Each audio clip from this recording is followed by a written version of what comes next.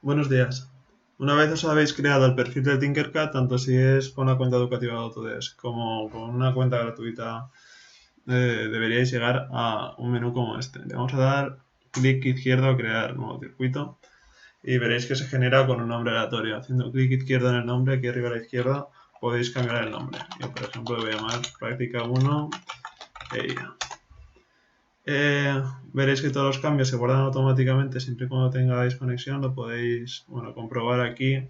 Y si volvemos haciendo clic izquierdo en la esquina superior izquierda al menú que estábamos antes, veis que aquí tenemos el circuito que acabamos de crear. Podéis crear proyectos y ordenarlos y como queráis.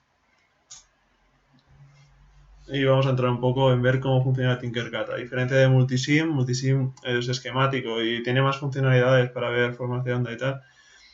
Tinkercad no tiene tantas, pero se parecen mucho los montajes que vamos a hacer a los montajes físicos. Esto es muy útil, dado que tenemos la carencia de que no podemos asistir presencialmente al laboratorio. Por lo tanto, aquí a la derecha veis que tenéis un montón de componentes, incluso tenéis algunos ensamblajes que, bueno, ya están hechos, y te ahorran un poco de tiempo. Pero nosotros vamos a ir primero a lo simple. Vamos a buscar una batería. Hacéis clic izquierdo para seleccionarla y presionando la letra R conseguís cambios de 30 grados en la orientación. Hacemos clic izquierdo para soltarla y vamos a buscar también un multímetro. Podéis asignar nombres, atentos al acento del multímetro, podéis asignar nombres a los componentes, los que queráis. Una vez tenemos el multímetro, vamos a acercarnos al borne positivo del multímetro, clic izquierdo y borne positivo de la batería. Vamos a poner un color rojo al cable, porque es el criterio del borne positivo, color rojo. Y borne negativo, color negro. Esto os puede acompañar en toda vuestra práctica profesional. De hecho, es de lo más importante. El negro en ocasiones también está conectado a tierra. Ya sabéis que el borne negativo más a tierra no tiene por qué ser lo mismo. Y para ver la medición, iniciamos simulación. Vale.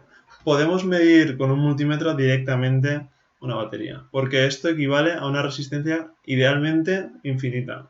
En la práctica de alta impedancia. Lo que no deberíamos hacer, sobre todo si es una batería en una fuente de alimentación, es ponerlo en modo amperímetro, porque el modo amperímetro idealmente es una resistencia cero. Es decir, vamos a hacer un cortocircuito.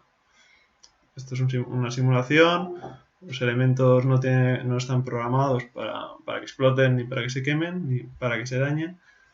Pero si fuera una batería de verdad, probablemente la dañaríamos. Y finalmente, el modo odómetro únicamente lo podemos utilizar cuando estamos en un circuito sin fuentes de alimentación, ya bien sean de corriente o de voltaje. ¿Por qué? Porque para medir la resistencia aplicamos la ley de Ohm.